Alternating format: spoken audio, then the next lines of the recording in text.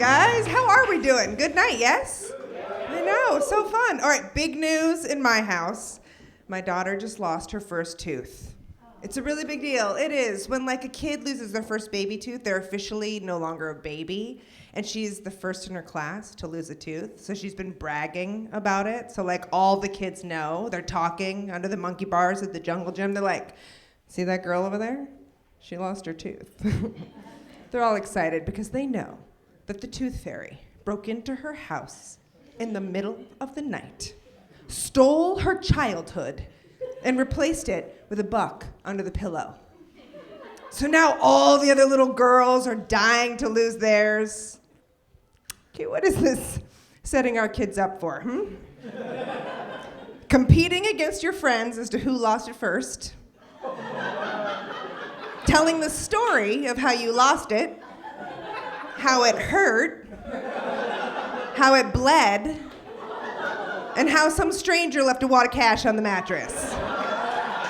Tooth Fairy turned my baby into a whore. Big news, big news. So my daughter, I watched her, she was taking off her underwear the other day, and I saw in it less of a skid mark, more of an actual poop. And I was like, honey, this is serious. Like, you need to learn how to wipe better. And without hesitating, she said, it's not my poop.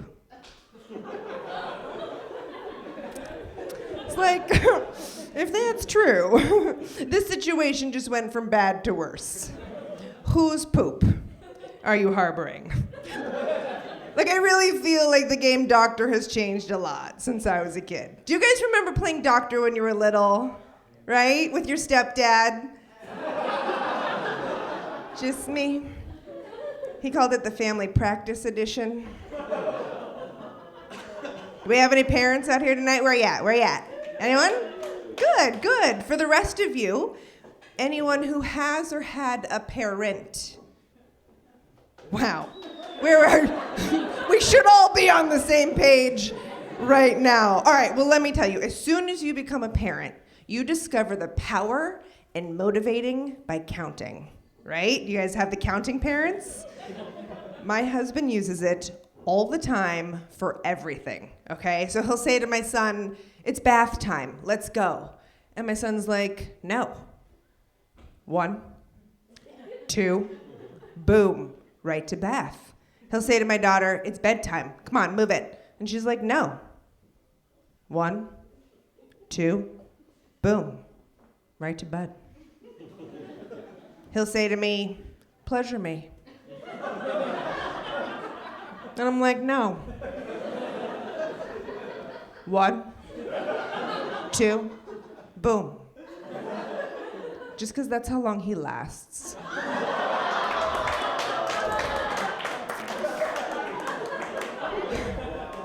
So, my husband swears that he does not watch porn. His always cleared browser history tells a very different tale. He says that the only way that he can get off is if he watches the two of us doing it together instead of some dirty strangers. So sweet. He's basically manipulated me into filming our sex life. And we've been together for a really long time, actually, since we were teenagers. So the library is huge. But my question to you guys is this. When he pops in one of those old VHS tapes, is he getting off to child porn? It's an awkward one. Yeah. All right, so this next little segment, I like to call it Crap My Kids Say, and then put it in a little comedy genre for you, okay? So I've got, in our living room, we have an ottoman. It's where we keep all the kids' toys. My 4-year-old son, he walks right over to it, lifts up the lid, pisses all over the toys, closes the lid, and then he says, something smells like piss in here. Little potty humor, there's that. So my son says to my daughter, you look just like mommy, to which she replies, don't be mean.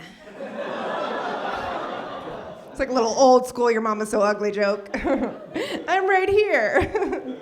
And you're gonna inherit this flat chest, so joke's on you. My daughter comes home from school the other day and she goes, Mommy, I just learned how the world was created. It's called the Big Bong Theory. It's like, that makes more sense than anything I've ever... That explains the whole duckbill on a beaver's face. It's a platypus joke. It's a new genre of comedy. It's big in Portland. It's coming down here. You'll thank me later. You guys love Netflix? Who loves it? Right? Ugh, it is the best. So I was putting on a movie for my daughter, and it said, error cannot load. And so I was like, oh, I'm sorry, we can't watch the movie, there's an error. So she gets up and she starts closing all the windows in the living room. I was like, what are you doing? She's like, I'm getting rid of the air. It's a comedy of errors joke. It's like Shakespeare up in here. I was cuddling one morning with my daughter, and she's nuzzled up and she whispers in my ear, I just found something in my vagina, and I took it out and I put it on your shoulder.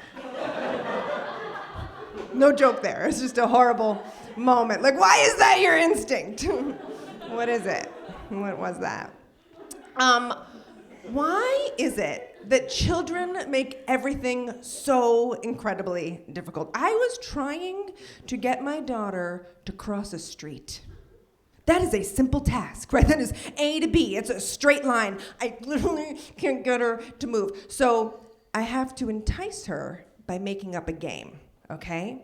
So I tell my daughter, the white stripes in the crosswalk, those are actually islands. Tropical islands with white sand beaches.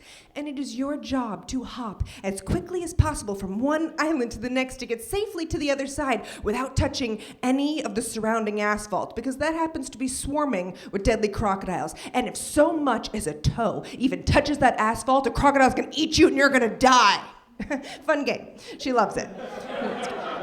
So there we are the other day, okay, at an intersection, waiting to cross the street, all right? On the other side of the street, there is another family that's waiting to cross this direction towards us, okay? That family happens to be of the African American persuasion. Lights change, we begin. I forget, and I take a step down into the crocodile-infested waters. And my daughter, in the loudest voice in the history of mankind, screams at the top of her lungs, whites only! For reals. I freeze.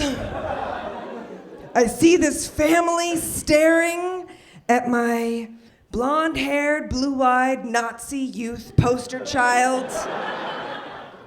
And my first instinct is to ditch her. And I do. I abandon her in the middle of the intersection. I beeline out to this other family. I make eye contact with them and I go, can you believe this kid? Must have some racist parents. I like to end on that note. It's exactly where I wanted to end it. You guys have been great. This was a super fun night. Thank you so much for having me. I'm Nicole Blaine.